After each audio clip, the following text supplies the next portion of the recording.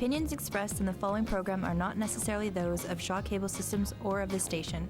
Through our access policy, we provide the opportunity for community groups and individuals to express their points of view.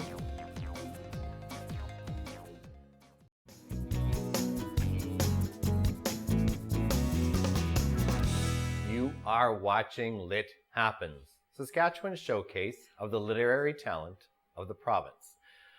I'm just very, very revved up about today's guest. She's such a fascinating person. There's lots I need to say about her, but first I'm going to welcome her to the show. Dayle Ellis, welcome to Lit Happens. Hey, how you doing, Wes? I'm doing great. How are you? Good. I'm excited. I've been thinking about this show all since you've asked me to come on. So Yeah, I'm excited too.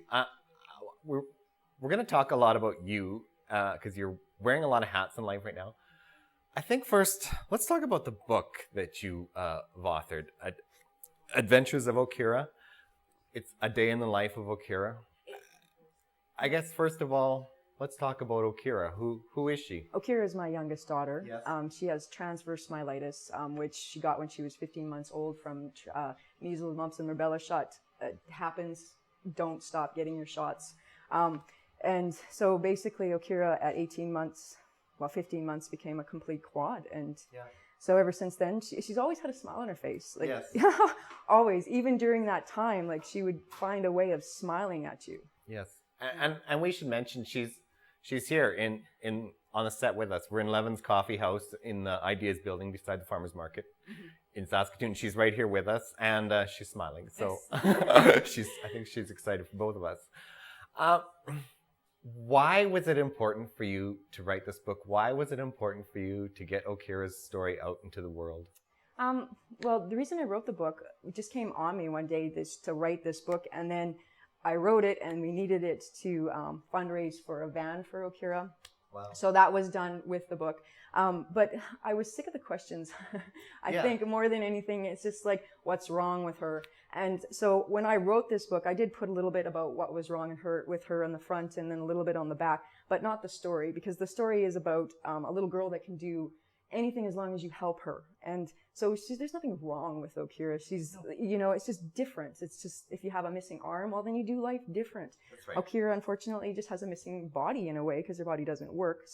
But she experiences life better, I believe, than some of us do, because she takes happiness in just the weirdest things, So she's, What's the response been to the book?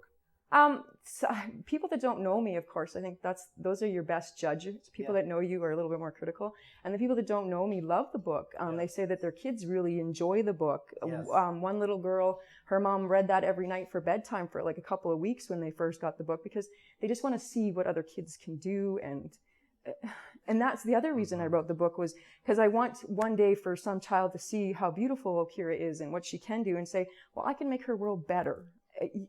I never give up on any child. I think every child is a gift from God. And I think that they're here for a reason. So allowing children to see what Okira is like, that child might be inspired. Well, I need to say that I first received the book at Saskatoon's Pride Fair, where you actually came up to me and gifted me with a copy. And I need to throw it out there that I took the book home that evening and I read it, and it moved me to tears. And it inspired me, and I knew I needed to get you on the show. And I think it just goes to show that often a book can do more with less. Because it's not a very big book, and it's not like a giant read or anything like that, but it's powerful. Yeah.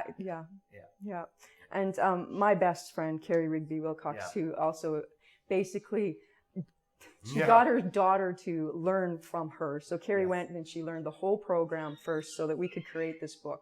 And if it wasn't for Carrie, the book would not be here. Carrie basically was the director, the design setter. Yes. She, I know it has Melanie's name, which Melanie did an incredible amount of hours on it, but Carrie did twice as many. So and we're going to throw a plug out for Carrie Rigby Wilcox, who's been on our show twice, who is a huge Saskatchewan literacy advocate, an author, an artist, and who is heart of gold, beautiful person, has her website, and is just doing amazing things in the arts community of Saskatchewan. Well, and I was going to say see a book, take a look. Right.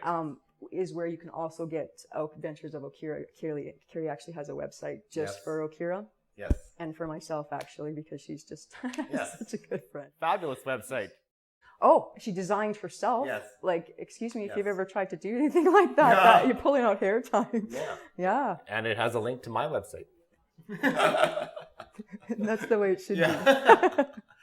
Now let's talk about you, because you're wearing a lot of hats in life right now. You are an author of this book. You are an artist. I have had the privilege of seeing your work. You are a busy mother. How are you doing this all? It's the only way to keep sane. Yes. It really is. To keep on going, then you don't have any time to, and I still find time to worry, but you know, and to just keep on creating, it just builds something inside me. So I just I'd like to make another book of Okira. It's just money and time and trying to find time for Carrie to help me as well, because I couldn't do the design parts on it. I can write and take pictures quite easily, but so I think just keep on going. You know, I just have to. Yeah, I think we've had a lot of the authors that have been on the show say that it's their driving force, and if they couldn't create, they would probably die. I would. Part of me would anyways. It'd be this troll walking around. Yeah. But yeah. Now, I know we're running out of time, but we need to throw out a couple things.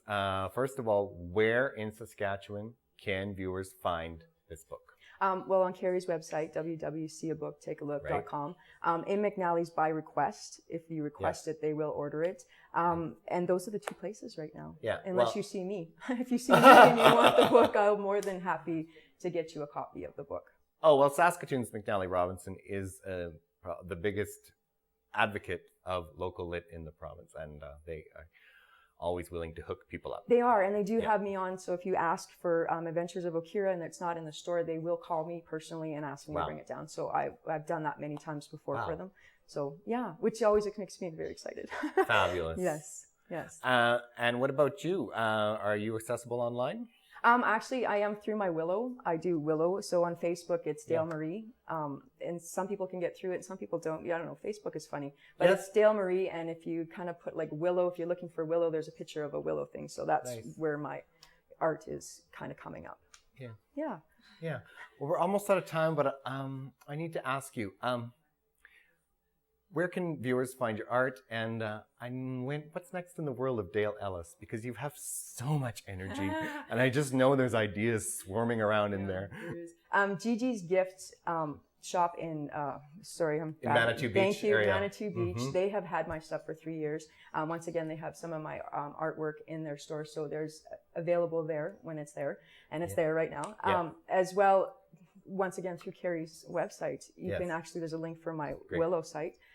And then I also go to a couple of not flea markets, but garage sales and stuff. So I'm very low key because of my children. I don't, unfortunately, but fortunately, I put my kids first. Absolutely. So my art one day when I'm old and by myself, that's when I'm going to be able to flourish quite well, you know, because I'll have time to do these things. But right now it's just as it comes. I just want to say you're flourishing now. Oh, thank you. You're flourishing now. Thank you. That is all the time we have today for Lit Happens. If you enjoyed today's episode, you can see previous segments on the Shaw TV website or on my website, www.westfunk.ca. And you can connect with us online on Facebook, YouTube, and Twitter.